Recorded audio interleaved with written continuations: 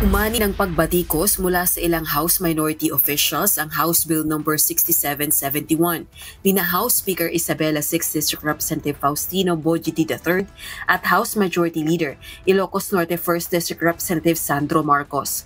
Ayon kay House Senior Deputy Minority Leader at Caloocan 2nd District Representative Edgar Erice, pinahihintulutan pa sa legislative measure na tumakbo o maupo ng sabay-sabay ang hanggang sa 5 na magkakamag-anak sa magkakaibang antas ng gobyerno. Kaya sa halip na labanan ng political dynasty, pinalalakas pa umano ito. Under their proposal, a family can have 5 sitting officials, public officials simultaneously. One senator, for example, one congressman, one governor, one mayor, and one barangay captain. At yung barangay captain, pag na-elect pa na Liga President, magiging councilor pa to o kaya provincial board member. So it's not an anti-political dynasty bill. It's a bill that legitimizes the existence of political dynasties. Tanong naman ni House Deputy Minority Leader at mamayang Liberal Party List Representative Leila de Lima, paano kung sa lahat o majority sa 6 na elective positions mula national hanggang barangay level may galing sa iisang pamilya na sabay-sabay tumakbo at nanalo? Malinaw anyang political dynasty pa rin yun at isang fat political dynasty. Kinundi na rin ng makabayan lawmakers ang panukalang batas.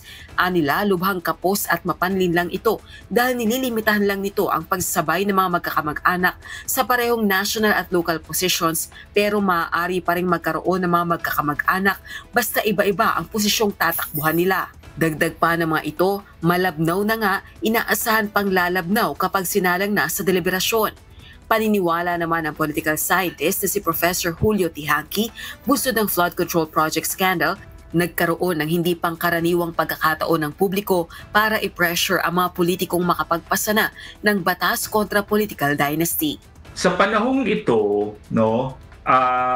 dahil bukas ang mga miyembro ng political dynasty na talakayin, ito'y isang rare window of opportunity para i-pressure ng mamamayan, ng mass movement, ng iba't ibang sektor na pilitin silang ipasa yung tunay na anti-political dynasty. Siyempre, dahil sila ay matagal lang nakaupo at sila'y nakinabang sa sistemang ganito, ay susubukan nilang i-preserve kung ano man ang meron sila.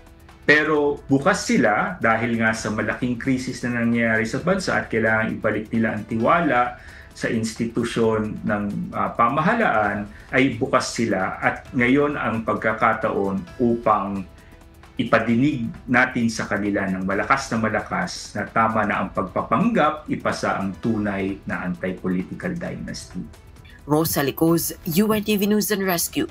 Diyos ang aming sandigan, serbisyo publiko ang aming pinahahalagahan.